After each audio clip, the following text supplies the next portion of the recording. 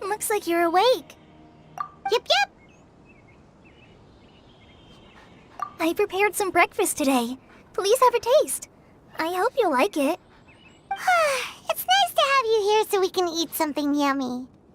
Well, now that I've recovered from Elazar, I'm feeling better than ever.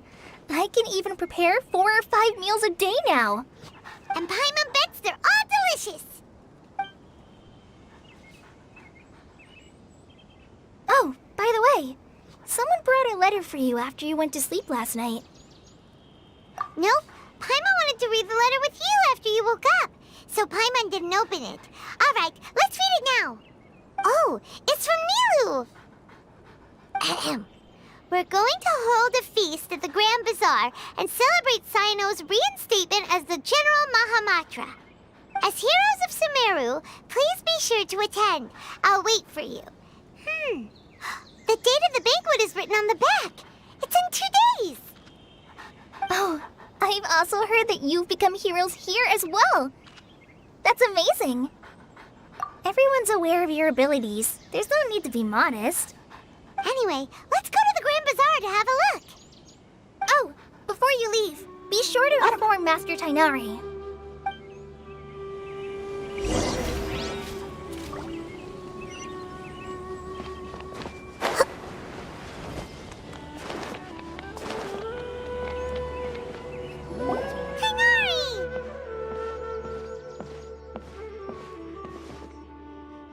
Good morning. How do you feel today? We feel much better. How about you?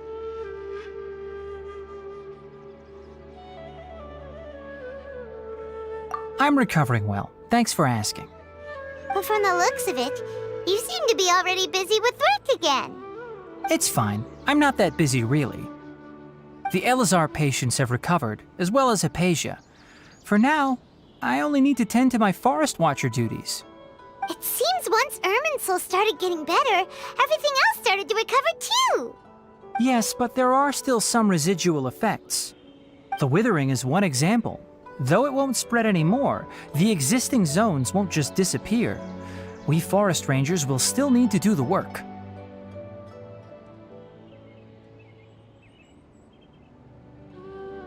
By the way, we have some good news. Cyno got his position back. This news is hardly new. He had already mentioned it to me before. Huh? You mean he was already here? Why didn't he come to say hi to us? He visited once, but he was afraid of disturbing you while you were resting. He just asked me a few questions and left. Then you probably already know all about the celebration feast. Celebration feast? No, I haven't heard anything about that. Huh? But didn't Nilu say in her letter that they would celebrate Cyno? He didn't tell you? Perhaps, or alternatively, he doesn't know about it either. Come to think of it, Cyno doesn't seem like the type who'd enjoy a celebration feast. You and Kale are both Cyno's close friends. Why don't you come to the feast with us? Kala has taken over some of my tasks these days. I don't think she'll have time for it. Not to mention me.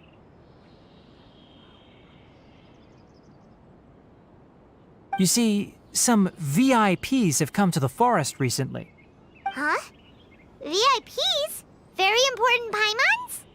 Well, technically speaking, they are former VIPs. The sages involved in recent incidents have begun their training in the Avidya forest, and the people they had previously imprisoned have all been released. Huh? Yes, he's a little weak, but he isn't injured and his condition is stable. Lesser Lord Kusanali, in her boundless mercy, has decided to spare Azar and the other wrongdoers. Supposedly, they were ashamed of their shallow ideologies and have decided to dedicate the rest of their lives to cultivating wisdom in the Avidya forest.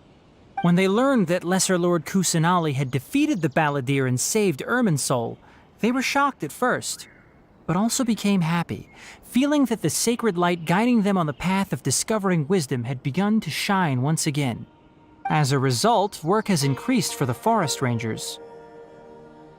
That sounds really exhausting. There's nothing we can do, really. But that's another topic.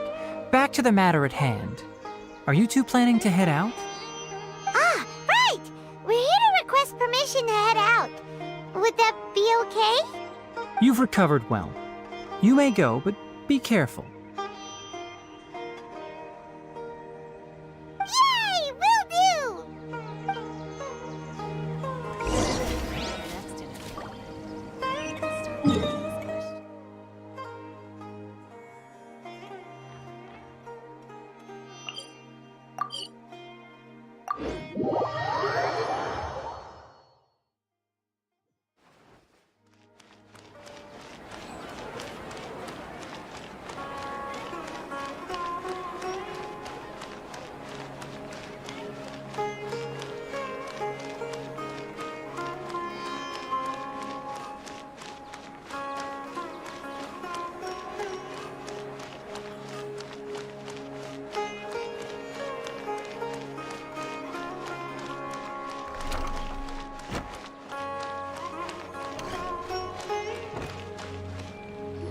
Well, there won't be any problems if the feast starts at that time. Everything has already been prepared. Mr. Zubair, I finished tallying things up here. Well, except for the guests. Is a simple reply really that much to ask of our guests? It's affecting our arrangements. Oh, it'll be fine. Besides, it never hurts to get things ready in advance. I was thinking the same thing. The feast will be held sooner or later, right? Hey, Nilu! Traveler, Paimon! We got your letters, so here we are! You're the best! The other guests haven't even replied yet. Huh? Are we the only ones that have arrived? Yeah, I had someone deliver letters to all of our guests. But maybe everyone is still busy with other things. Look, I get it. Sumeru is in an extremely important period of transition right now, but even if your friends are important figures, they shouldn't just ignore your request like this. Nilu is Sumeru's #1 celebrity, after all. You have no idea how happy I am to talk to people with good taste. If you consider enjoying Nilu's dances having good taste, then almost everybody has good taste. Because Paimon thinks everybody will love her performance. That's right. We all think she's amazing too. Nilu is an absolute favorite among those of us who frequent the Grand Bazaar. For Outlanders, you have a great eye. Master Zubair, let's have a vote for the most outstanding audience members next time. I think these two may win. Nonsense! It is not for us to determine the value of an audience. But indeed, we could try giving gifts to people with particularly good taste. I heard there's a device in Fontaine called a camera that can record people's appearances as pictures. Such pictures would make superb gifts. Ooh, good idea. I wonder where we can find one. I don't want you giving pictures of me to everyone. I'm satisfied just being able to perform here. There's always a lot going on at the Grand Bazaar. Yeah, and that's why I love it here. Traveler and Paimon, could you help confirm if the letters were actually delivered? If for some reason they didn't receive the letters, then please tell everyone that there will be a feast here. Yeah, we can also check out how everything in Sumeru is going now. When I wrote the letters, I heard that Dia was in Port Ormos, and Alhaitham was at the Academia. As for Sino, we've only heard that he appears at the Academia from time to time. I'm not too sure about Rahman's whereabouts. My guess is that he's with Dia. As for Dunyarzad, I just hope she's feeling better. I sent her a letter, but I was afraid of disturbing her. If you have time, please ask about her for me. Okay, got it. Let's go, Traveler.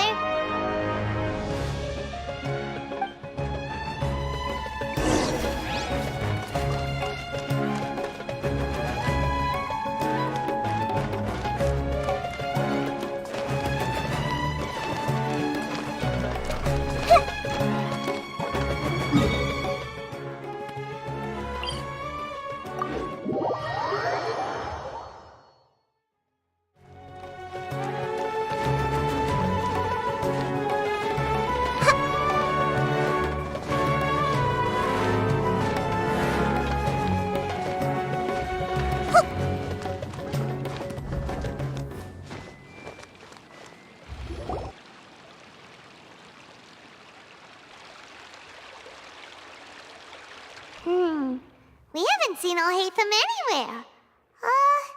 Let's ask that person over there.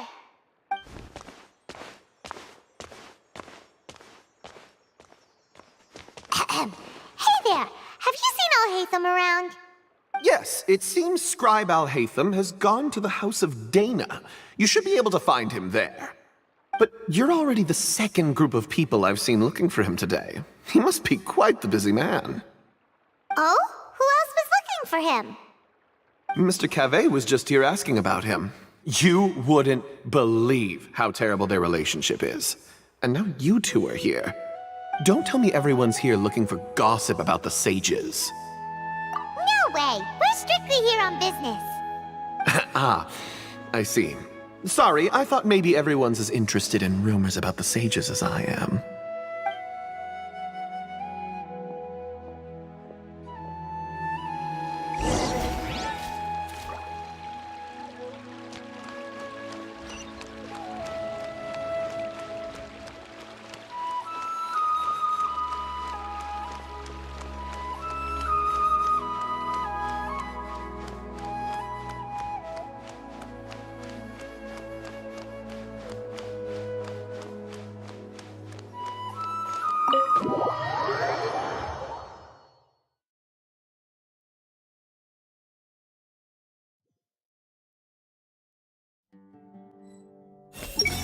Book smells so good.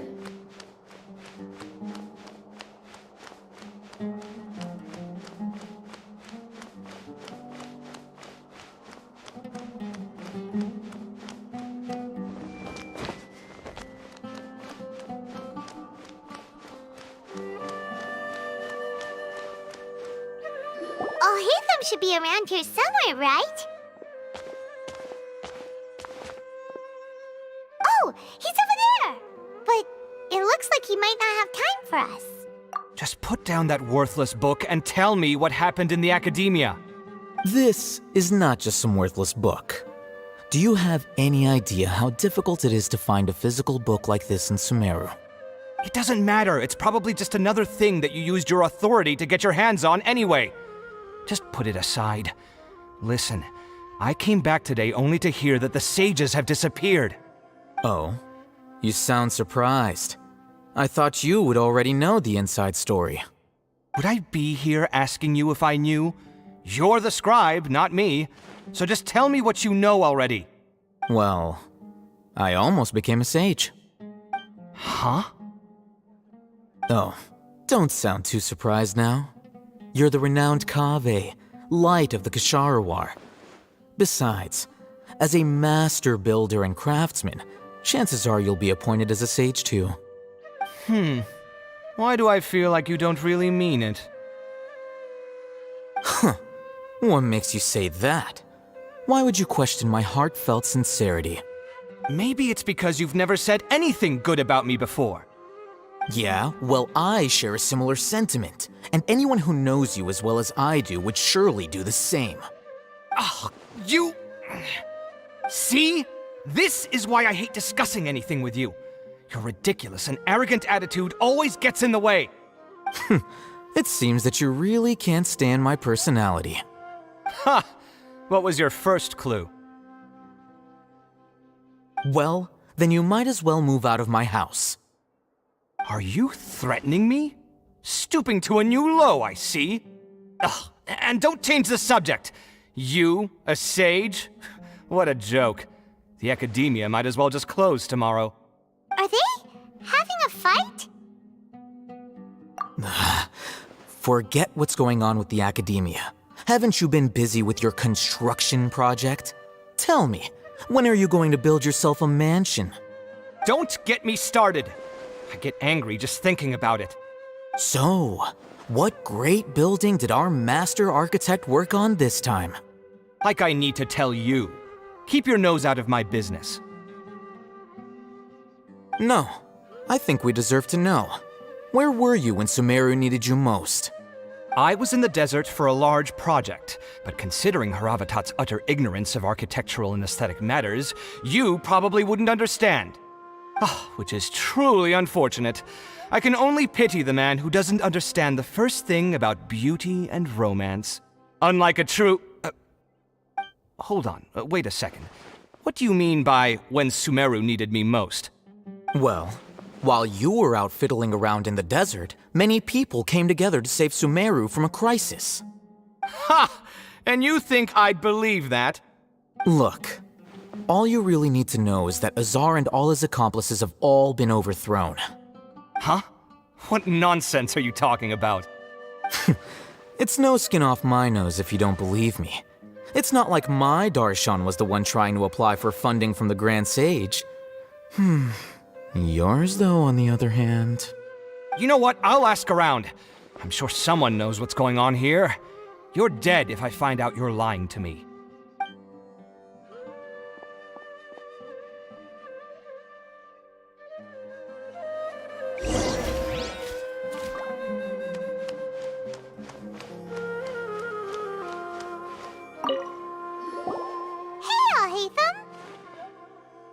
Oh, it's you two. What's the matter? We're running some errands for Nilu. Have you received her letter? Letter? Nilu said she sent out a letter inviting everyone to a celebration feast in 2 days at the Grand Bazaar. We'll also be celebrating Zaino's reinstatement as General Mahamatra. If she addressed the letter to all Hatham of the Academia, then the letter should have gone to my office. I've been busy these days, so I haven't had time to check for any new mail at my office. I only now have some free time to attend to personal matters. Have you always been so busy with your work? Of course not. I'm only busy these days because several sages have been dismissed recently and the whole academia was practically turned upside down.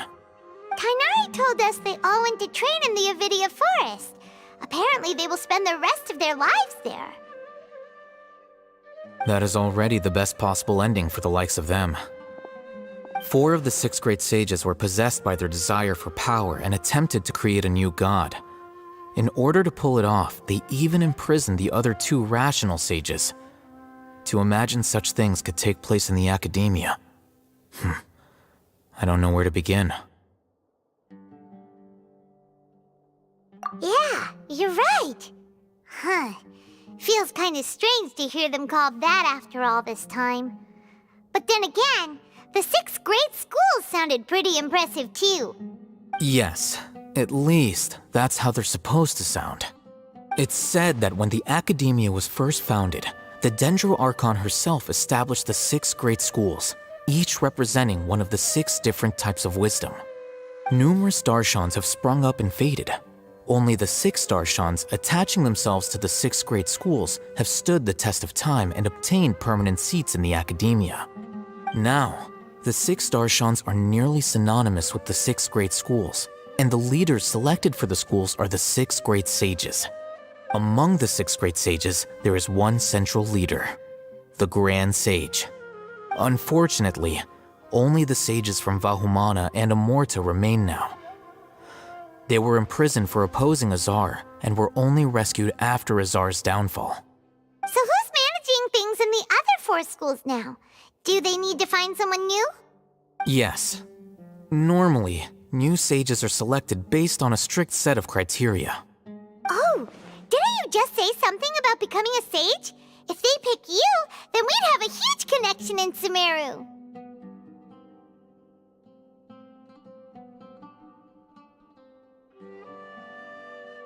Yes, about that.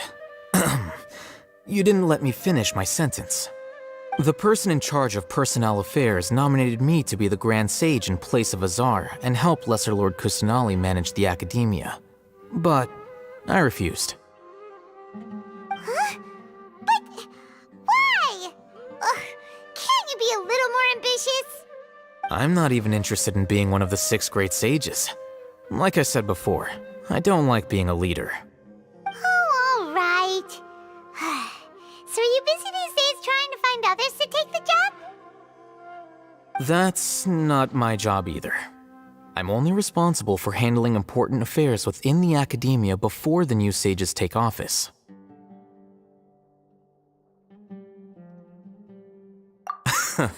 And the first thing I'll do is reject Kasharawar's application for funding. By the way, who was that other person just now? Is he your friend? Do we look like friends? Paimon doesn't know. That's why Paimon's asking. His name is Kaveh, my roommate. You could say he's the representative for Ksharawar scholars.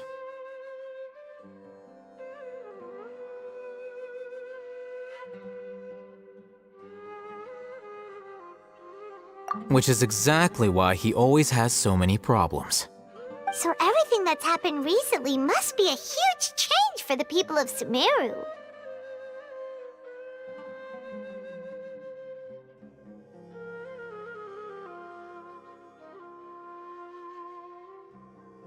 Such is the work of the Academia Scribe. Well, anyway, no matter how busy you are, since you are our planner, remember to attend the celebration feast in 2 days. All right, I'll see you there.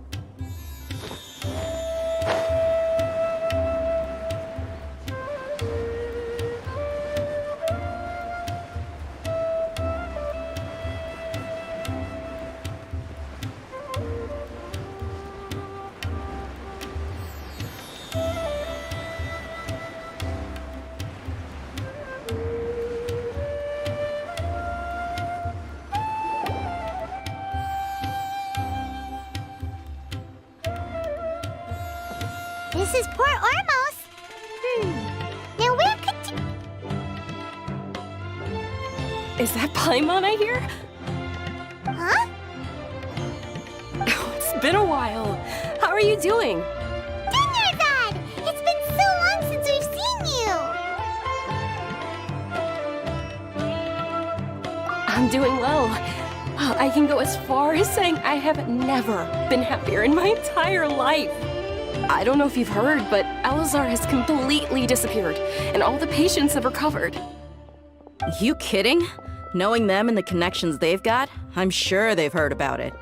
Yeah! That's right. My lady is feeling better now, so I'm accompanying her for a walk. Why do you still call me that, Dia? You've already informed my father of your resignation. I guess I'm just used to calling you my lady. Old habits die hard. Resignation? You mean you're quitting? Yeah, I might start losing my edge if I keep being a bodyguard for the Homayanis. You know that my parents and I are fond of you, and that we appreciate you very much. It wouldn't be a problem if you wish to continue to be our bodyguard. I'm not a woman that's easily persuaded. You should know that by now, my lady. When I took this job, I had already decided that I'd quit as soon as you'd recovered. It's time for me to get back out there and chase that horizon. So what are you gonna do now if you're not gonna be a bodyguard anymore? I want to take a risky job and put my body to the test again. Huh? But we literally just finished one of the most dangerous jobs ever! Are you getting bored already? I know. If I hadn't joined in that plan with you, I wouldn't have come up with this idea. I guess I still get fired up by that feeling of going all out in a fight. It made me realize that I'm still a mercenary through and through. Life is short, and I'm happy that I got to be a part of that operation. But the whole thing also made me realize that there are still many problems in Sumeru. And as a desert dweller, I'm still not completely ready to settle down on this side of the wall. Well, I remember a friend had someone bring you a message. You mean I'll hate them? I didn't expect him to still remember that. I thought he was joking. We just came from talking with Al-Haytham at the Academia. Did he tell you that he suggested that I come work at the Academia? What?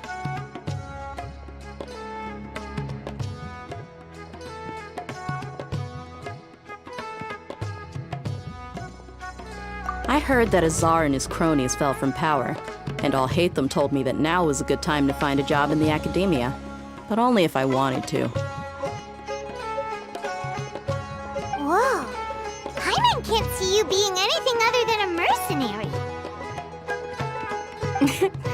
Me neither.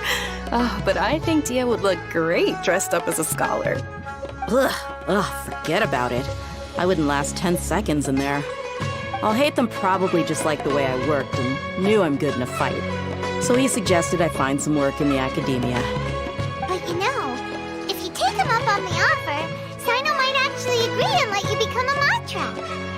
Because you're super amazing! The Matra have all the talent they need as long as they have Sino. I prefer to be free to live however I choose. In fact, I chose this job from the very start because I knew it'd be right up my alley.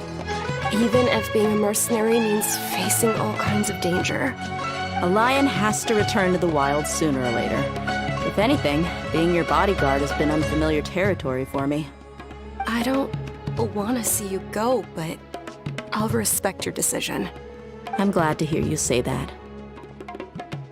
Come on, no need for the sad face. It's not like we'll never meet again.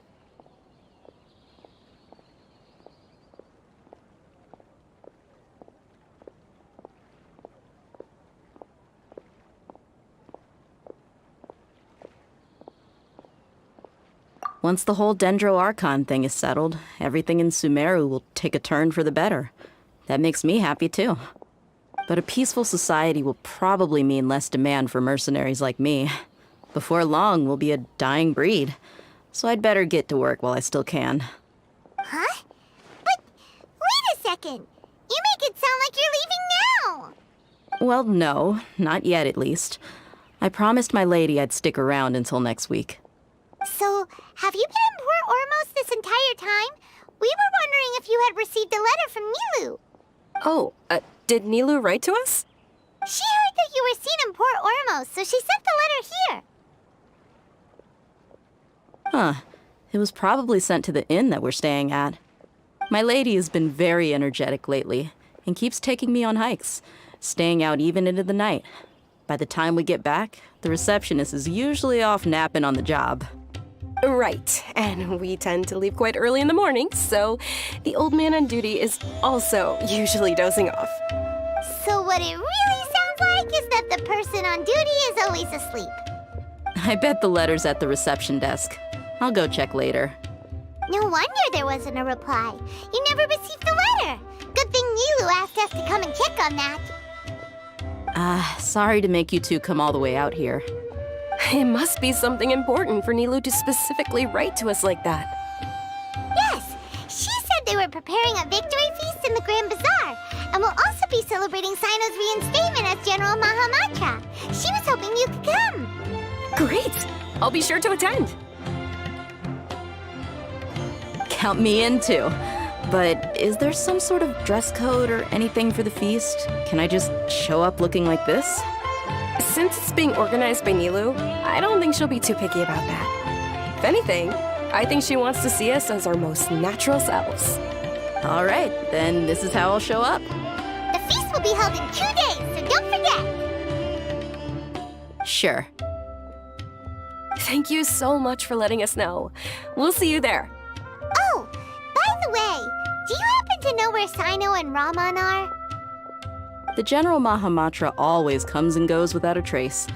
Normally no one knows his whereabouts. Oh. But last time we met, he mentioned that he had something to do in Aru village. You can try your luck there. As for Raman, your guess is as good as mine. I only remember he said that he had something to discuss with Sino.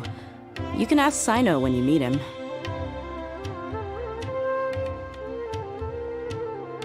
Don't mention it.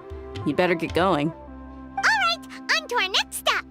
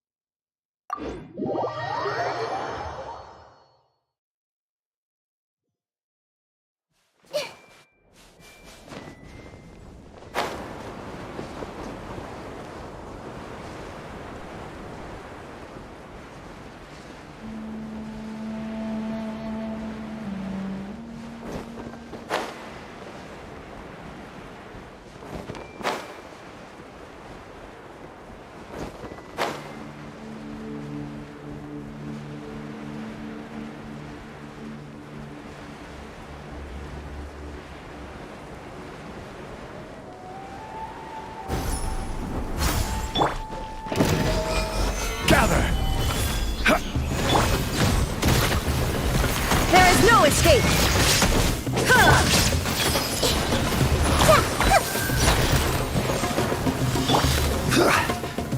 Solidify!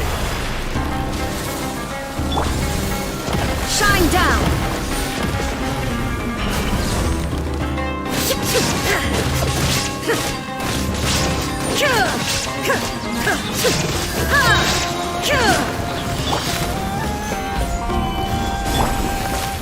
Fuse is lit!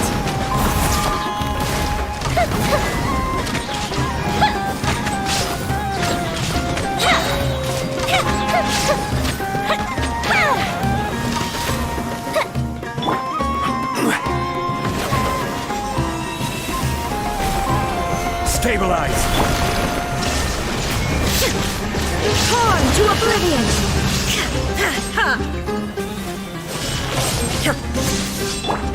Committed to memory!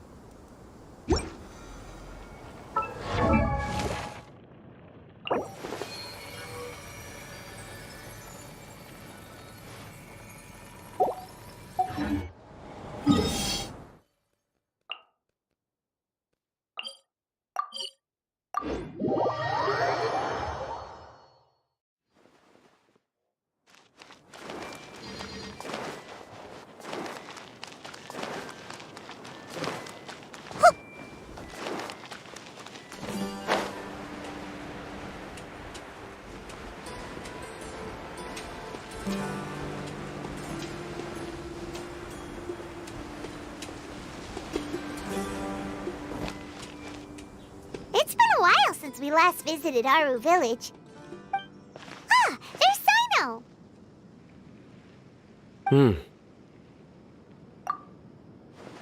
What brings you here?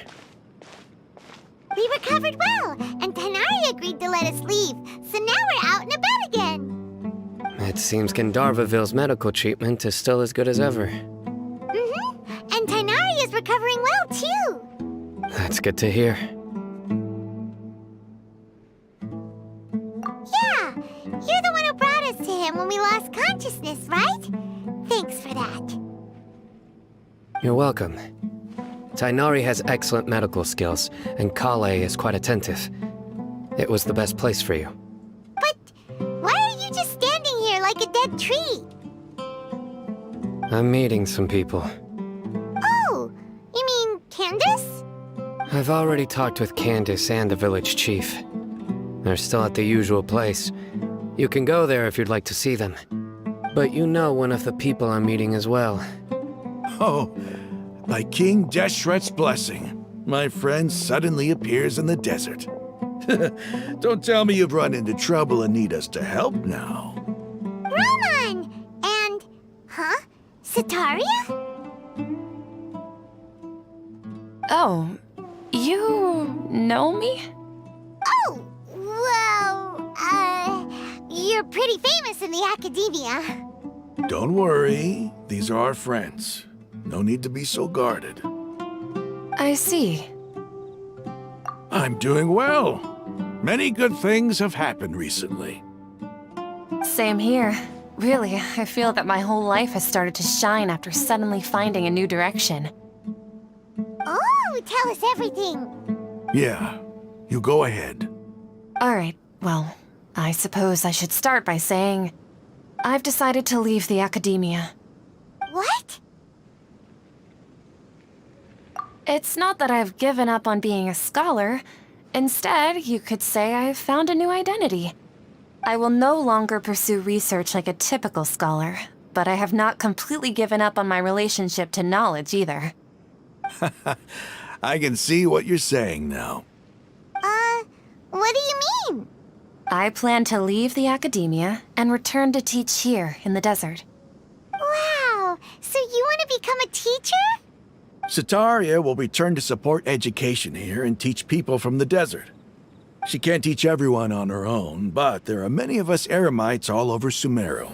She came to discuss a collaboration with me and hoped that I could bring her ideas to the Eremites.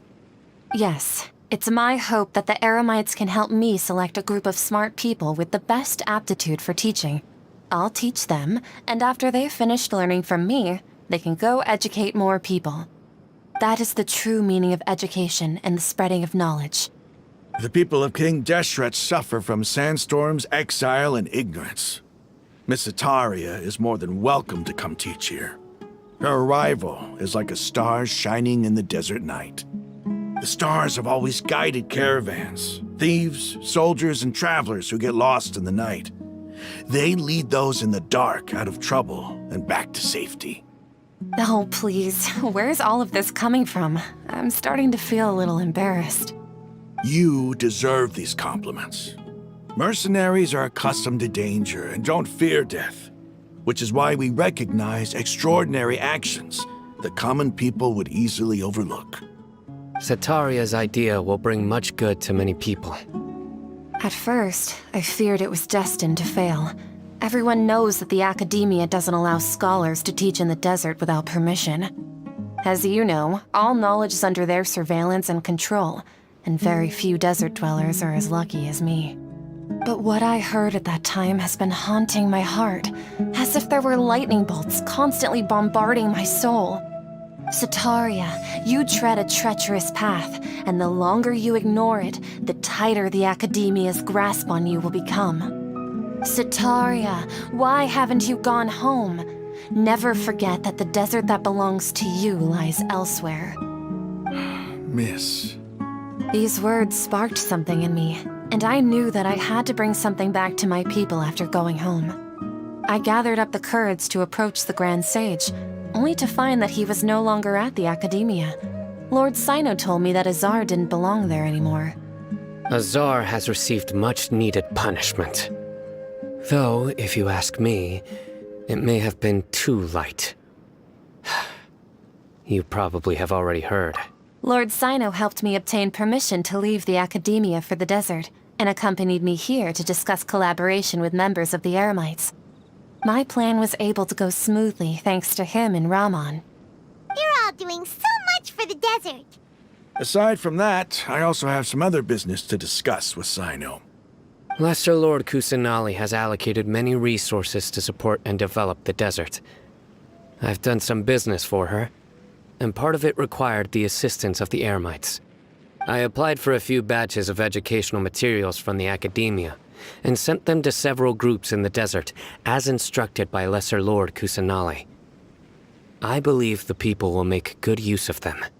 That's exactly what the people here need. Physical books and other related items. If it weren't for Sino and Lesser Lord Kusanali, I'm afraid we'd never be able to get our hands on them. Apart from this, the academia is also recruiting scholars that are willing to teach in the desert. I'll let you and Satarian know as soon as I have any more news. We must be persistent about this, and maintain these resources to ensure long-term effectiveness. This is the first time in hundreds of years we've had a glimmer of hope. I think this may be the turning point for the desert. Remember these words. Here lies our faithful priest, Kasala. His wisdom is a miracle among the people, deserving of high praise and admiration. I hope people with wisdom like that priest will rise again among the desert dwellers. Then we'll once again see the wisdom and glory that once shook the world. Enough about us. Are you here to discuss some business too? No, not at all. We're actually here on behalf of Nilu. Nilu wanted to write to everyone, but she wasn't sure where the letters should be sent, so she asked us to come find everyone personally. A celebration feast will be held in 2 days at the Grand Bazaar. She hopes that all of you will be able to attend. At the feast, we'll also be celebrating Sino's reinstatement as General Mahamatra. Although, judging from your appearance, it seems you've already been reinstated. Paimon thought you would only start working for the academia after the feast. Celebration? Feast? It's the first I've heard of it. Tainari was right. He really didn't know. This feast is for you, Sino. Sounds to me like you'll have to be there. It's rare to see that kind of expression from Lord Sino. You must not like feasts very much. No, not really. But I'll go. Well, I still have a lot to handle here. Besides, I need to look after Miss Sataria in the desert, so I'll have to pass. I'm afraid I won't be able to join you. Although, if you'd be so kind, please give a message to Miss Nilu for me. The message is, I'm sorry for how I treated you before, but now I understand the beauty of your dance. It's like a light shining in the sky. You and the art you symbolize are not only beautiful, but also lively and powerful, so much so that it was prohibited. Please keep dancing, and someday, I'll be able to appreciate your art in person. Okay, we've got all that down. Our job here is complete as well. Oh, Sino, remember, party's in 2 days. Make sure you're there. Got it.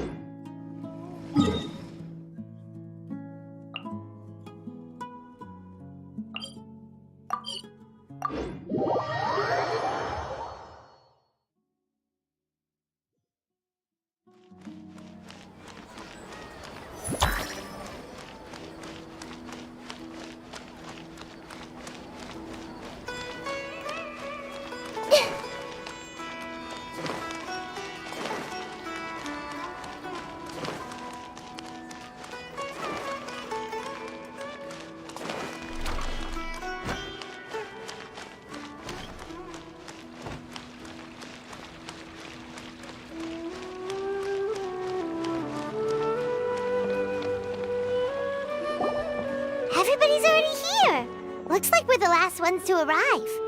I'm here. Ah, there you are. Well, look who finally decided to show up. You look like you came here immediately after finishing up some work. I'm very happy to see you here. But we're not late, are we? It's just that everyone else arrived ahead of time. I propose that the last one who arrived be put in charge of today's speeches. Nah, there won't be any speeches today. Oh, really? Well, even better. Come join us over here. Let's share some great food and drinks, and chat about all sorts of fun things. Everything looks quite good. Wow! Paimon can't wait! Traveler, just look at all the delicious food here!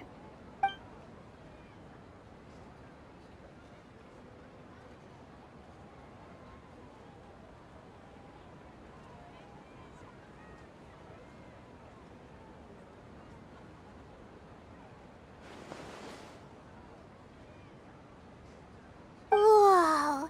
It's so delicious! Oh, this grilled meat tastes amazing!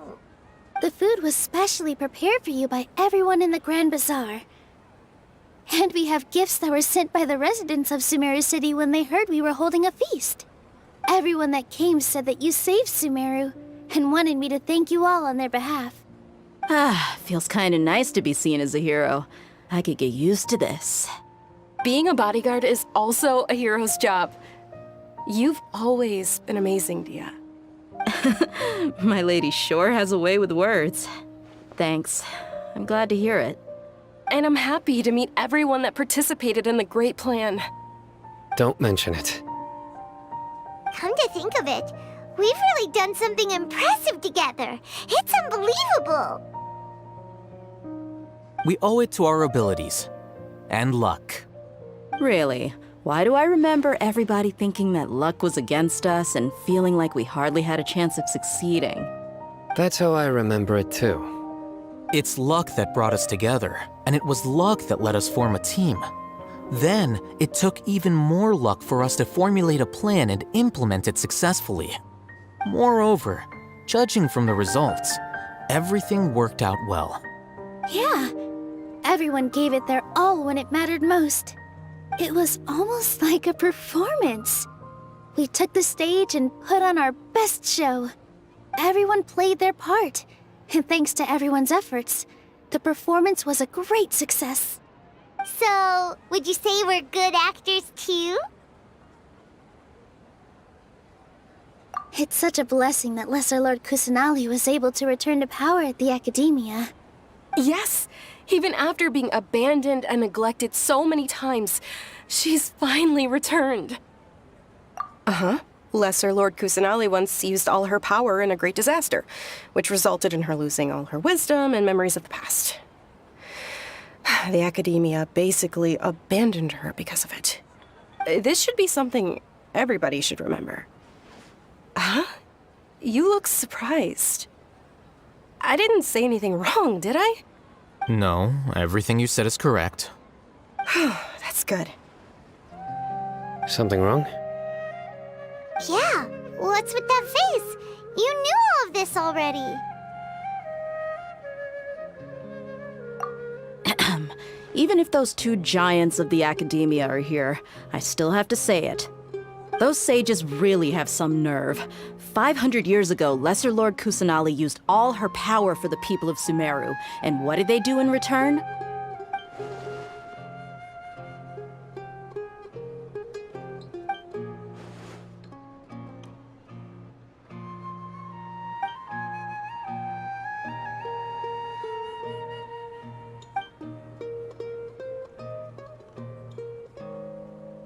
If you bite the hand that feeds you, don't act surprised when it turns into a knuckle sandwich, right, Sino?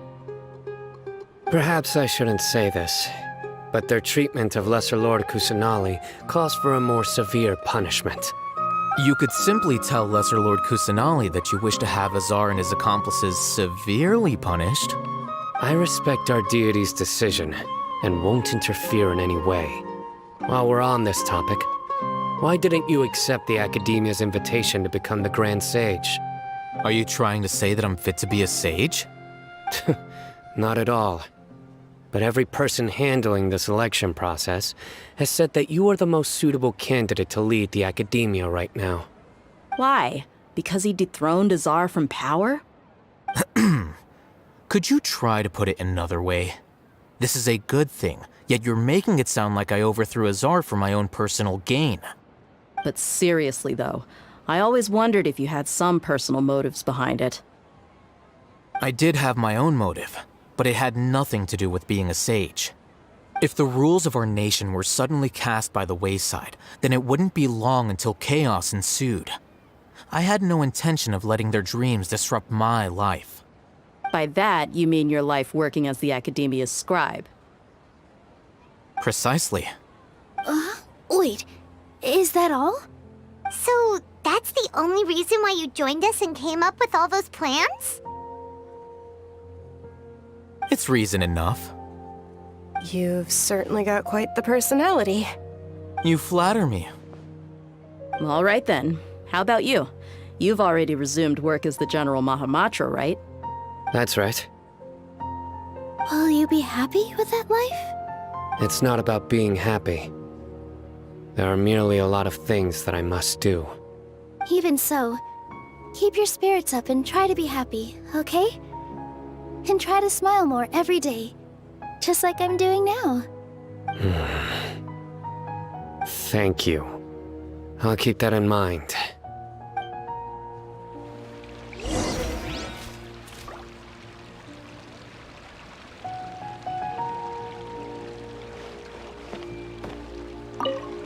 My lady, the grilled meat over there is delicious. Have you tried it? Yes, I also tried some fruit just now. Oh, they're very sweet. What an amazing place to relax. No wonder everybody likes to rest at the Grand Bazaar. You said it. Oh, look who else is here. Hello! Oh, I'm so happy Nilu invited everybody. Oh, now I have the chance to meet all the heroes. Hey, less of that polite chit-chat and more eating and drinking. The feast is about having fun, not stuffy formalities.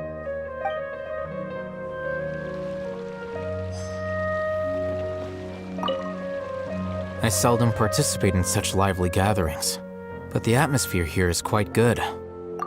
No, this gathering today has a unique meaning. The Grand Bazaar is lively because the people here feel happiness from the bottom of their hearts, unlike the farces at the Academia. That happiness is an emotion that'll be forever alien to those bookworms who have driven themselves insane by studying. I seem to have taken both keys when I left the house. Oh well.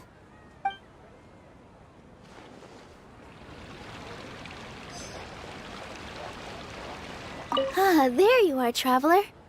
Well, how is it? Are you enjoying the feast today? If there's anything you're unhappy with, just let me know. I'll be sure to take note of it. That's good. It's the first time I've ever invited so many exceptional people to one place. I was a little nervous myself. You see, every guest here is quite extraordinary. It's unbelievable that we've got everyone together here. Almost like a fairy tale. Make sure you live it up tonight. I'll be happy as long as you're enjoying yourselves. I'm honored to have her think of me this way.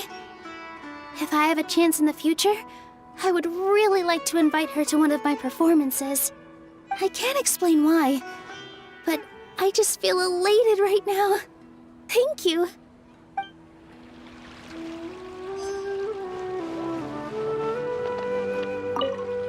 The atmosphere here is good, and everything is delicious. Yeah, I don't often come to such places, but it feels quite good. I have a lot to handle these days. Otherwise, I could show you around. There's always next time. We're friends after all. This feast is pretty good. I like it.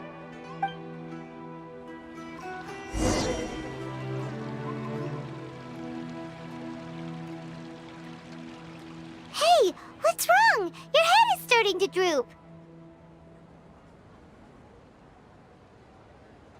Hey, you can't just fall asleep here. Paimon will go find something delicious for you to eat. You'll wake up once you've put something yummy in your tummy. Of course, just wait here for Paimon.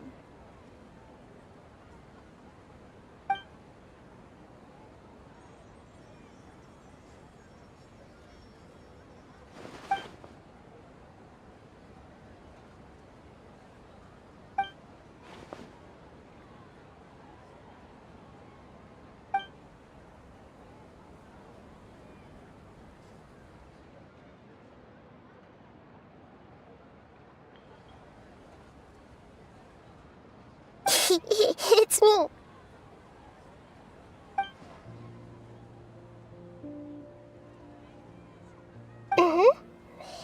You may blame me for being a bit too self-indulgent. I was thinking about talking with you, and the next thing I knew, I had made a connection with you. The connection between us is amazing. It's like flora and the fence it grows upon.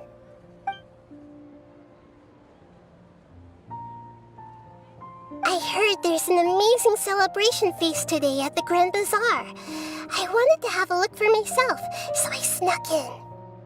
Lately, I've been so busy dealing with all the fallout from recent events, so I really haven't had any free time. Although you've already helped me with a lot, there's still one more thing I hope you can help me with.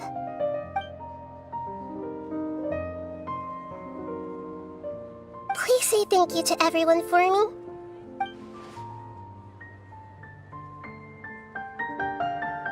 Oh, is it not convenient for you to do that for me?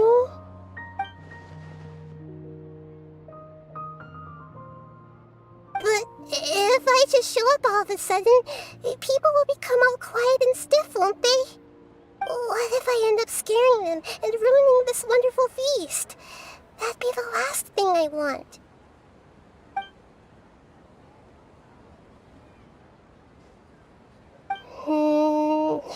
Let me think about it. Okay.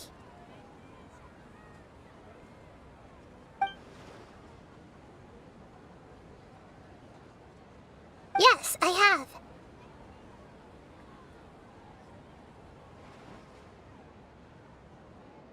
You said I should go thank everyone as myself, right?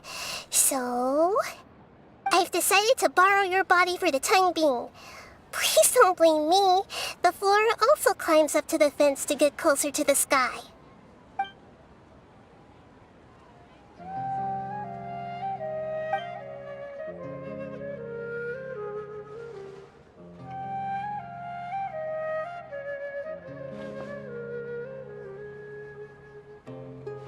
Everyone! Are you awake now? Paimon was just about to bring you the food. It's me. Huh? That voice. Nahida? Hold up, what's going on? I didn't expect to have a conversation with the consciousness of Lesser Lord Kusanali in the Grand Bazaar. Interesting. Is this also a part of the feast? No, of course not. Are you Lesser Lord Kusanali? Hello, Nilu. You know who I am? Yes, I already know every one of you. Nilu, Alhaitham, Sino, Dia, Paimon, and Dunyarzad.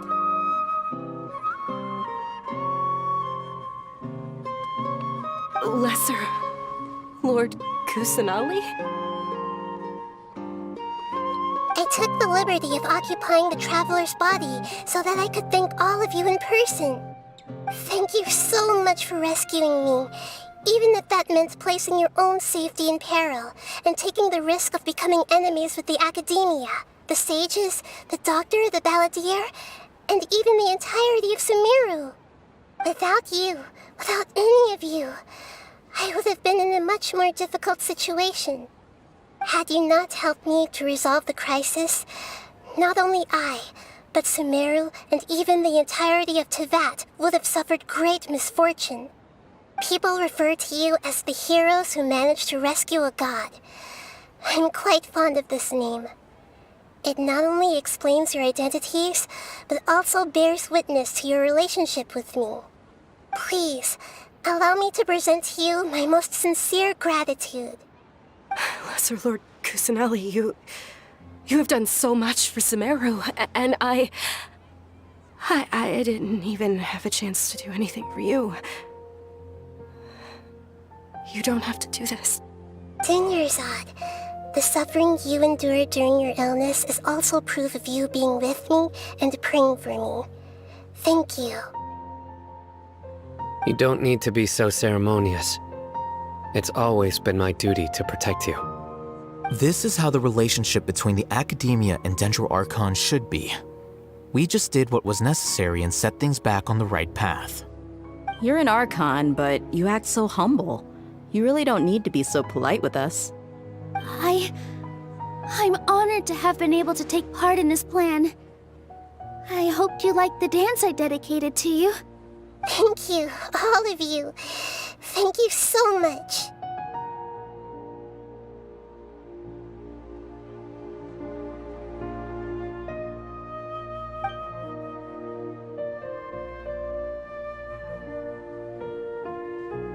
Yeah.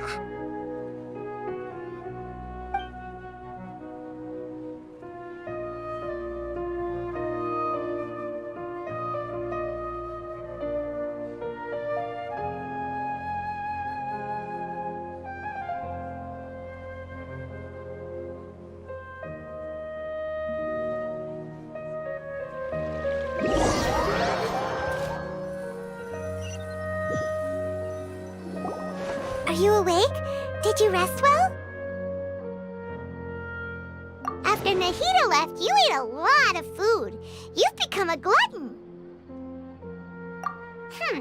That just means you still have a lot to learn from Master Paimon, the Sage of Gluttony! Alright, since you're awake now, should we go and have a chat with Nahida? She should be in the Academia right about now. If you have any questions, now's your chance to ask.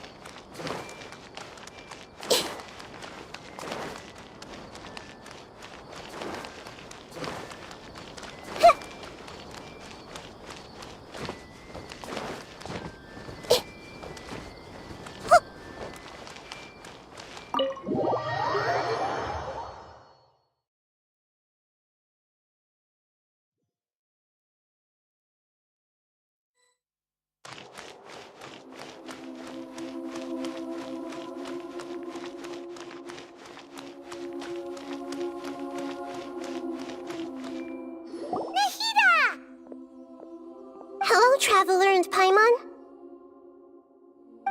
What a fantastic night!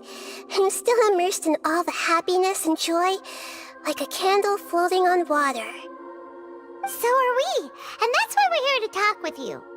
Is there anything you want to know?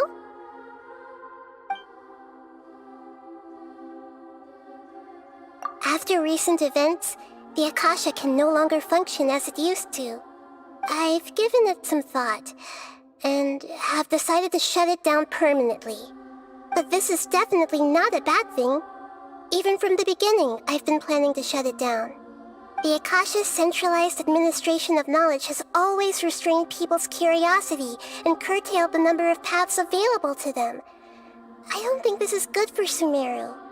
Although people may initially feel a little uncomfortable with the loss of the Akasha, they will soon understand that this life is more suitable for them. And as for the future of Sumeru, I'm preparing to regain control of the Academia. The former sages have received their punishment, but the new sages have yet to be selected. I will oversee the process personally. I hope that the new 6 great sages will be more focused on academics. Sumeru needs such leaders more than ever. The other big issue is the people of King Deshret. All the residents of the desert, in fact. They have been mistreated for far too long. I've already taken some measures to address this. It will take some time to rebuild everything, but no matter if it's culture, friendship, or trust, we will rebuild it.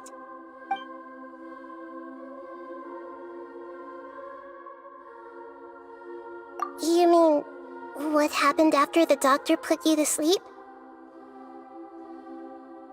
Not exactly. The top-ranked Fatui Harbingers, up to number 3, possess power comparable to that of gods.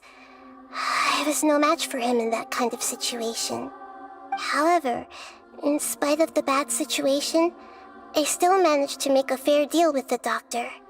I'm sure you remember the entity that changed your fate, the Heavenly Principles. In fact, the Heavenly Principles has been quiet since the Conria disaster 500 years ago. I used this point as leverage against the doctor. I told him that the Heavenly Principles may be awakened if I destroy the Gnosis. Although it was just a bluff, he still fell for it. I assumed that the Heavenly Principles wouldn't just stand by and let such extensive damage to its laws take place. And as for what I exchanged for the Gnosis, the exchange served as both punishment for the doctor as well as a boon of new knowledge that I couldn't refuse as the God of Wisdom. He's still in a coma. I've hidden him like how one would hide a feather. I know you have many misgivings about him, but as someone who had become a god, he has retained a number of very useful features. Don't worry, I'll keep an eye on him and make sure he doesn't do any evil. In addition, there are still some mysteries left in him. Some things may be very clear from my perspective, but he is still yet to understand them himself. His future will be determined by fate. Is that where you're headed next? Fontaine, the Nation of Justice? As far as I know, that nation operates in a judicial system. Does their Archon personally judge people? No, there's a Chief Justice in Fontaine. Generally speaking, the Hydra Archon, Focalor, won't preside over individual trials. However, even then, Focalor will still make herself present at just about every trial. It seems that she just likes to immerse herself in that sort of atmosphere. As Archon, she still reserves the right to influence the final verdict. Anyway, let's just say she's got, a very unique personality.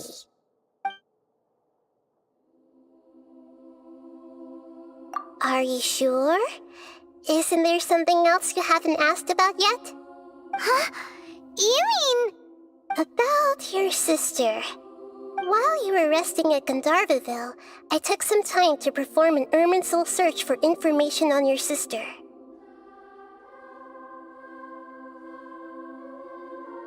Yeah! Isn't Irminsul a repository for all the information and memories of Tevat? So there shouldn't be anything on him or his sister. This is true in your case. Irminsul indeed does not have any information on you. However, there must be something different about your sister. Because as it turns out, the world has recorded information on her after all. What? There is only one possible explanation. She belongs to this world.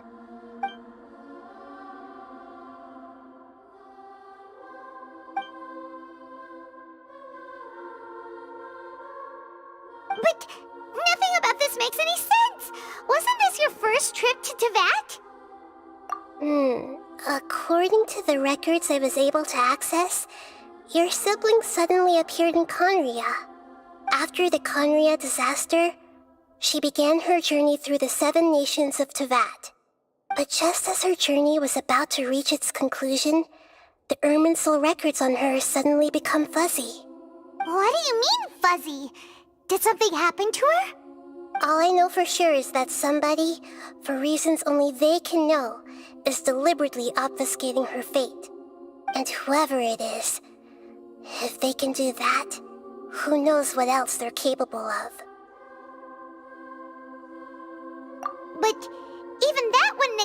how she somehow comes from this world. Something else I noticed was that according to these records, the Fatui have not classified your sibling as one of the Descenders. What's a Descender? Paimon's never heard of it. Look, I'm sure you must be curious about the information I received from the Fatui in return for my gnosis, right? A very important part of the intel was about this world's Descenders. External beings, ones that don't belong to this world. Traveler, you are Tevat's 4th Descender. Huh? So the Fatui count 3 other Descenders before the Traveler, and his sister isn't even one of them? That's right. My current hypothesis is that the first Descender was likely what we now call the Heavenly Principles. As for the other Descenders, I still need to verify their existence. It could take me some time. Paimon's head's about to burst from all this crazy new information. And yet, even knowing all this, I'm sure you must still have a lot of unanswered questions. I must say, I truly regret that I can't help you more as the God of Wisdom. There are many questions in my heart as well. I will need some time to go through each one of them. And soon, you'll also begin your journey anew and depart from Sumeru. I'm very interested in your future. It's a journey that can't be observed or recorded by this world. If fate is the ultimate knowledge, then your future will be the ultimate fate. Paimon's sure glad we got to meet you, Nahida. The pleasure is all mine. I can't thank you enough. Alright, that's enough talk for today. If you ever miss me, just close your eyes, and maybe I'll appear in your dreams.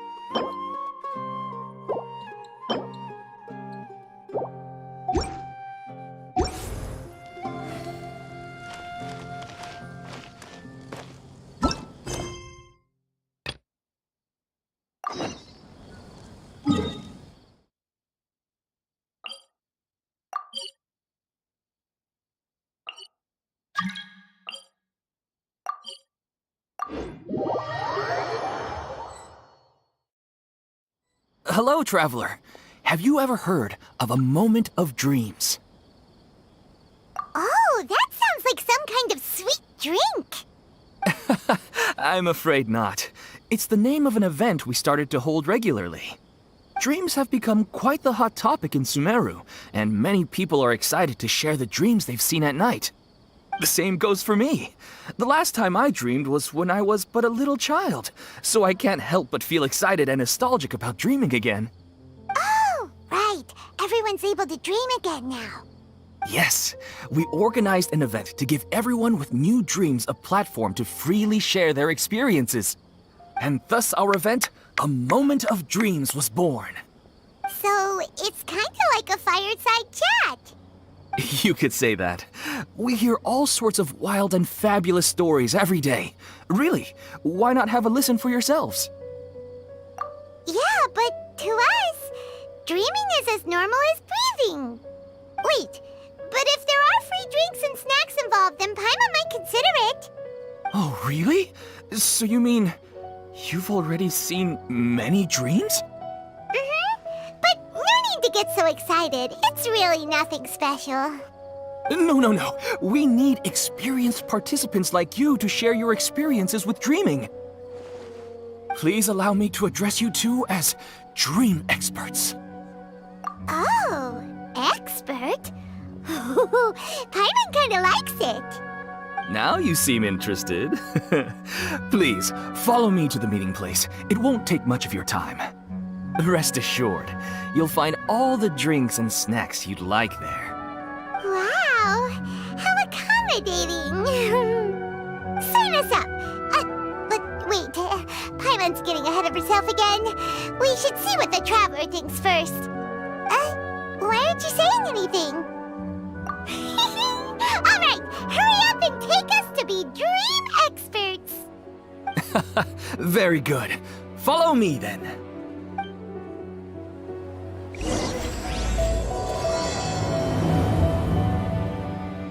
Do you know what's the most important part of being an expert? Well, I suppose it must be accumulating knowledge and sharing your experiences? Nope! It's all about the title! From now on, Paimon will be known as Paimon, the Dream Expert! Oh, okay.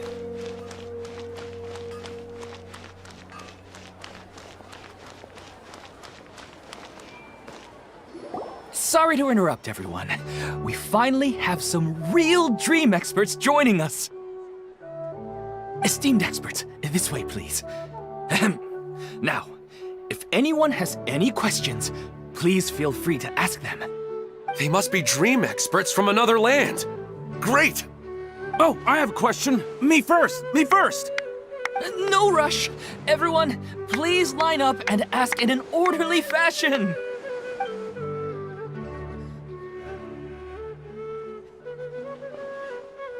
Whoa, Paimon didn't expect them to be so enthusiastic. My question is simple. My everyday life is very difficult, so I would like to become a slime in my dreams. How can I do that? Oh, Paimon knows! Paimon's had this kind of dream before, so she knows a thing or two. The first time, Paimon became an animal slime. Paimon was shot by an adventurer's arrow and flew in the sky all night long. The second time, Paimon became a dendro slime. A group of kids thought Paimon was a radish and pulled out all the grass on her head. Oh, it was super painful. The third time, Paimon became a cryo slime. In the end, Paimon was captured by a chef and turned into a smoothie. And the fourth time, Paimon became a powerful Geo slime and went to take revenge on the forest boar that used to bully Paimon. But then the boar showed up with all of its relatives and Paimon lost again. Wait, why did all of your dreams end so tragically? Because slimes are monsters, even though they look cute, they usually cause trouble and end up getting killed by adventurers. Things don't tend to end well for monsters. Believe Paimon. I suppose you're right. They are monsters, after all. I just want to experience a different life, but it seems that becoming a monster would be even worse than my current life. Maybe I'd be happier if I became just a regular finch. Or fish. Looks like being an expert is way easier than Paimon imagined. Next! Oh, it's my turn. Esteemed expert, I want to know what posture I should sleep in so I can have the same dream as the one I had last night. Well?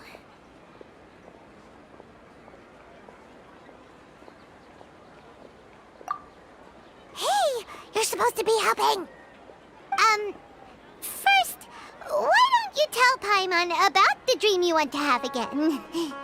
Oh, it's quite ordinary. I sat and chatted with my wife on a sunny day, listening to the breeze blowing through the valley. Why don't you just find your wife and talk with her? There's no need to wait for a dream. Well, unfortunately, she passed away. Oh, sorry. Paimon shouldn't have assumed anything. No, it's fine. I didn't make that clear. I just want a chance to see her again. Yeah, it's not really about posture. What you think about right before falling asleep is probably way more important. Oh, is that all I have to do? Think about it. If you're the one thinking about her, and you're the one that'll be dreaming about her, then it'll be easier to connect your thoughts and dreams. You do have a point. I'll give it a try tonight. Thanks for your wise advice. Oh, my turn, my turn. I want to know the name of the plant in my dream. I want to bring the souvenir box to my room into my dream. I dreamt of a raven flying over the wasteland last night. Does that have any kind of special meaning? Hey, no rush! One at a time!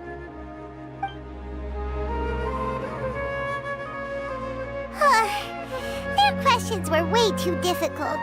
We don't actually know anything more than they do. We're just more experienced dreamers, that's all.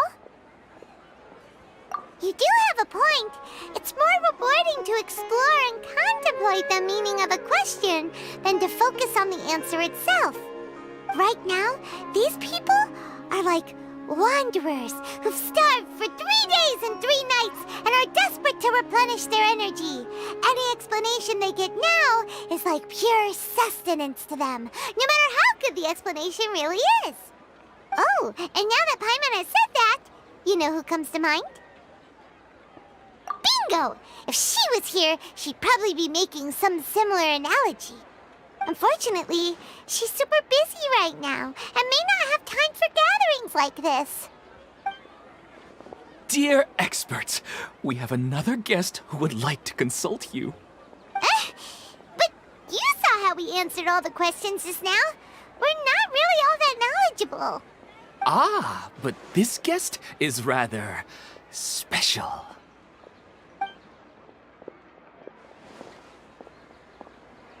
My question is, why didn't you immediately tell me about such an interesting place?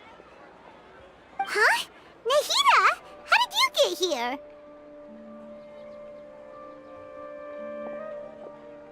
Interesting events like a moment of dreams don't happen every day after all. No matter how busy things are, I'd still set aside some time to check it out. Anyway, I really didn't expect to meet you here. Oh, right! If there's anyone that understands dreams, it's you! You should be able to help us answer all these questions. You're not wrong. Alright, they can ask me anything. The more interesting, the better.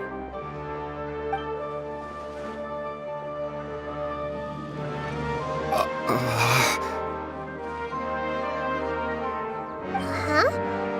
What's wrong? You were all so excited a minute ago. Why the sudden hesitation? Even so, it's not like I look super intimidating or anything, right? And in terms of reputation and renown, you've also done many great things in Sumeru. Yet they didn't even flinch at you. Alas, the interesting questions have all vanished in an instant.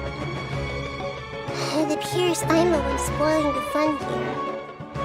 I'll see myself out. That's not true, Nahida. I don't want to get in the way of the original purpose of a moment of dreams, which is to let people gather here and freely share their marvelous dreams. Now the atmosphere here is like water poured into a container. The water is more secure and settled, but it has lost its free-flowing nature from the river. I just want it to be another drop in the water, not the cold and restrictive container.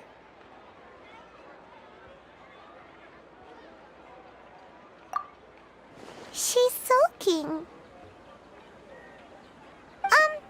Hey! It's alright, everyone! No need to be shy. The Dendro Archon is really nice, so please just go ahead and ask. Otherwise, she'll leave. All right. I'll give it a try. Oh, it's the slime guy. Hey, drop the nicknames, would you? Besides, I don't want to become a slime anymore. Maybe a finch or fish is more suitable for me. I see.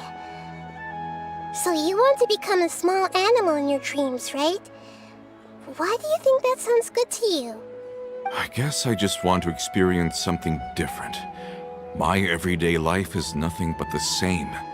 The sky is right above me and the ocean just over the horizon, yet I remain caged in a life of monotony. So you want to experience something new in your dreams? Sorry, I'm getting a little confused. Why don't you seek out some new experiences in real life? Because if I don't work, I won't have any Mora. Sure, I don't want to be out hammering nails and cutting wood every day, but I have aging parents and young children to take care of. By the time this all dawned on me, I realized that my life has already been filled to the brim by trifling matters, and I have no more freedom. But if that's the case, then even if you became a flying bird or swimming fish, you will still be hammering nails and cutting wood in your dreams. The reason is you've already been caged. It doesn't matter what your physical body turns into. Your mind will still be stuck in the same predicament. Really? That sounds pretty terrible. Then what should I do? I don't know everything that you're going through, but how about replacing your hammer? Huh? Replacing my hammer? That's right. Having worked for such a long time, you of all people must know what makes a good hammer. Well, of course. A good hammer needs to be heavy enough to drive the nail in with just a couple taps, and the handle has to have a good grip to it, not too smooth. Come to think of it, I haven't replaced my current hammer in quite some time. You should replace it. Then decorate the handle with something you like. Maybe some ornaments, fur, or hard leather wrapping. Then, write the names of your children on it. That makes sense. I think it'd give me a good boost of energy at work. A new sense of adventure often begins with the little things in life. You don't need to become a bird in the air or a fish in the sea. You only need to do your best in life, and all those things you cherish will become your source of happiness. Yes, I get it now. This is a real eye-opener for me. I'll go and pick out a new hammer right away. No, I should make one of my own. Thank you, Great Dendro Archon. That's our Nahida. Only you would know how to get right to the heart of the problem. Actually, I didn't really understand the problem. Huh? I gave him that advice because I once saw a worker doing the same thing. Whenever he became tired, he would look at some names on the handle of his tool. After a moment, he'd start to smile. It really surprised me at the time. My guess is that the names on the handle were of important people to him. After observation, I know this kind of behavior motivates people. But why is that? Is it because of excitement, anticipation, or helplessness? I really don't know. And even if I could know what's going through his mind, it's still difficult to fully grasp his feelings. Oh, Paimon gets what you mean. Huh. Paimon had no idea it takes you so much effort to understand these kinds of things. That's why I was a bit nervous just now. But luckily, seeing his happy face in the end reassured me that I didn't say anything wrong. Don't mind me, though. This is just my way of learning. Hey, don't forget about Paimon! Everyone knows that Paimon's also super skilled at reading people's feelings. Thanks, you two. That makes me feel a lot better. Let's move on to the next question, shall we? I already asked the experts my question earlier, but I wanted to hear the Dendro Archon's response too. What should I do if I want to see my deceased wife in my dreams every night? Longing for the deceased. Even if you keep reliving those beautiful memories, it'll only highlight the emptiness in your real life. If your wife were still alive, she certainly wouldn't want to see you like this, would she? No, I suppose not. But our time together in my dreams is not just reliving our past together. I don't know. Maybe it's because I miss her too much. But it's really as if she had come back to life in my dreams. She even remembers each and every dream. After I wake up and then continue dreaming again later, we can pick up our conversation right where we last left off. That's really amazing. Statistically speaking, continuous dreams are extremely rare. It's almost as if my wife has obtained a second life in my dreams. But the more vivid she appears, the emptier I feel and the more painful it is when I wake up. I don't know whether to call it a blessing or a curse. Maybe all of this is rooted in your deep longing for her. Were there any unresolved matters or regrets between the two of you? I don't know. I suppose my biggest regret is that I couldn't spend the rest of my life with her. I really felt like I was ready to move on. I wouldn't be so hesitant now if it weren't for these hyper-realistic dreams I've been having. Huh. You know, they say that whatever's on your mind is what goes into your dreams. But dreams are, and will forever be, just dreams. We are people living in the real world. It's not good to be overly obsessed with dreams. All it'll do is fill up your mind and eat away at your thoughts. Yes, I know. That's why I'm also a little disappointed in myself. I still need to take care of our child.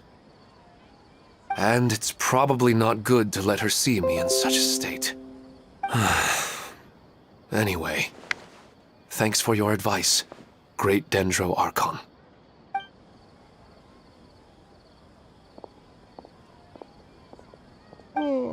I'm a little worried about him. I hope he can find a way to cheer up soon. I think I can handle things from here.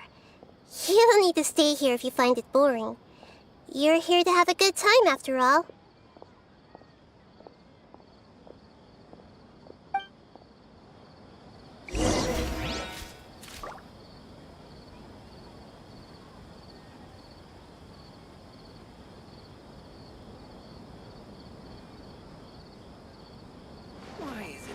I see everything! The Dendro Archon made a really good point.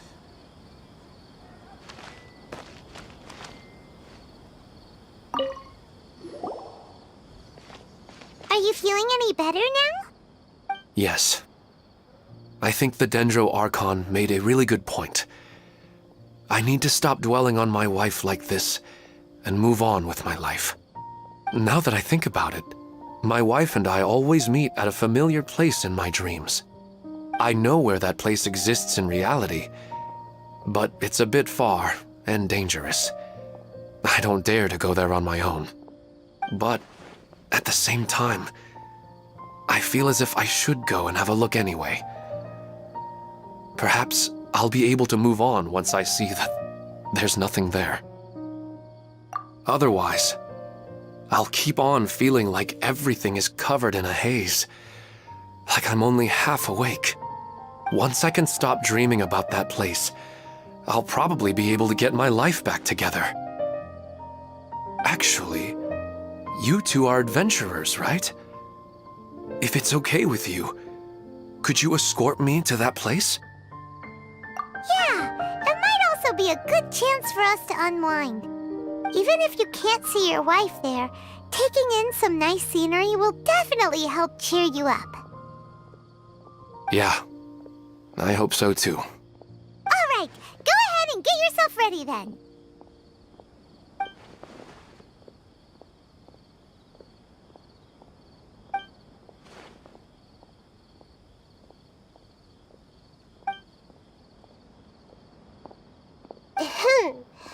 Are you headed off to some interesting place without telling me again? Huh? Wait, aren't you supposed to be answering questions? I just finished, and I really got a lot out of it. So many interesting and novel thoughts. Anyway, it looks like you're going somewhere. Why don't you take me with you? Oh, there's no need to trouble you, Great Dendro Archon. I imagine you must have many other important things to deal with.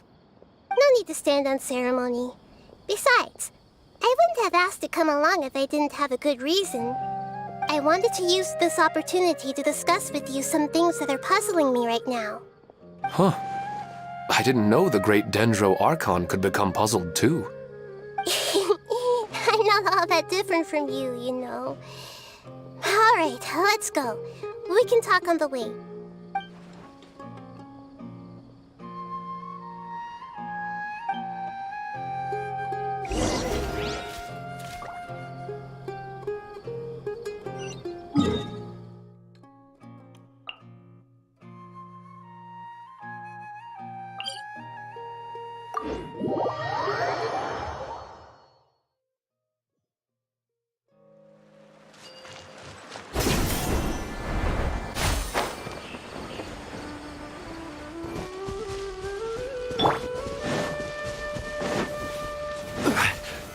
Solidify! Time for a light show!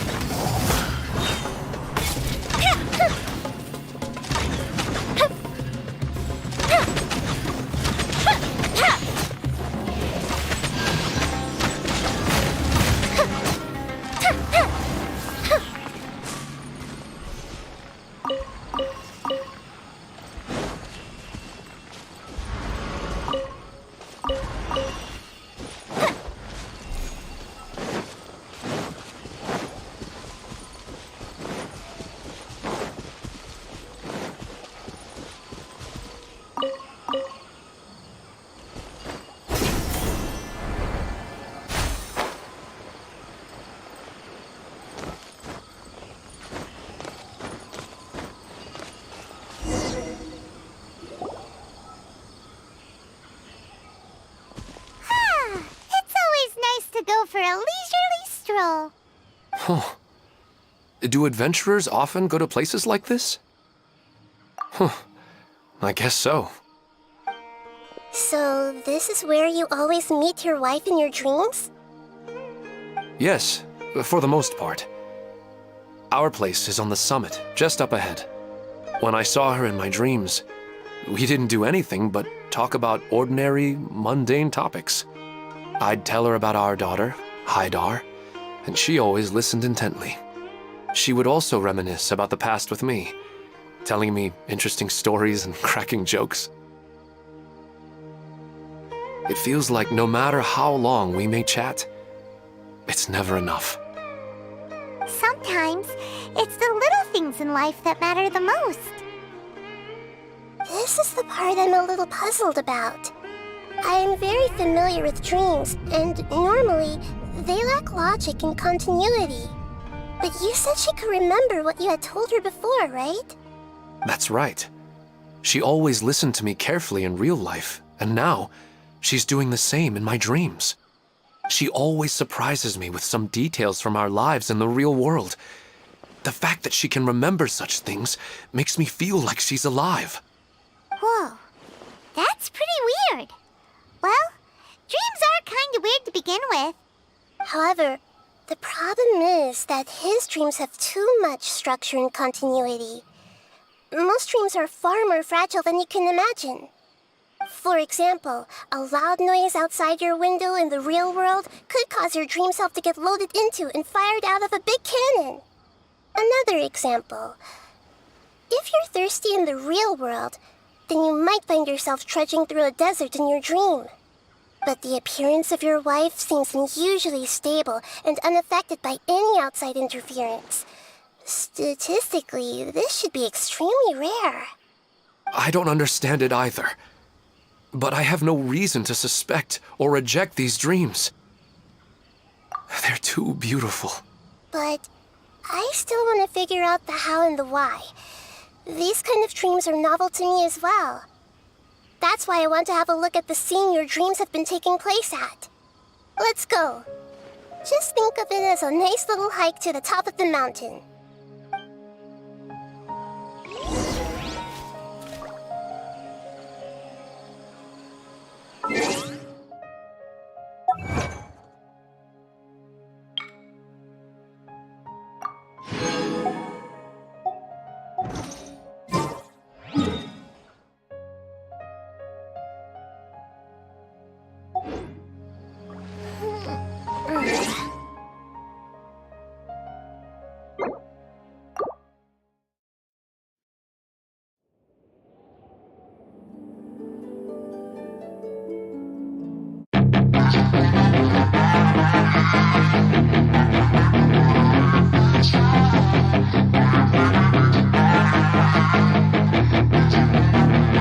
Yeah, she's got some nice long hair, and you know that she's a bad chick. All the boys stare, can't help it, it's a habit. Clothes that she wears, short skirt and a jacket. I just wanna get her all alone on a mattress. I just wanna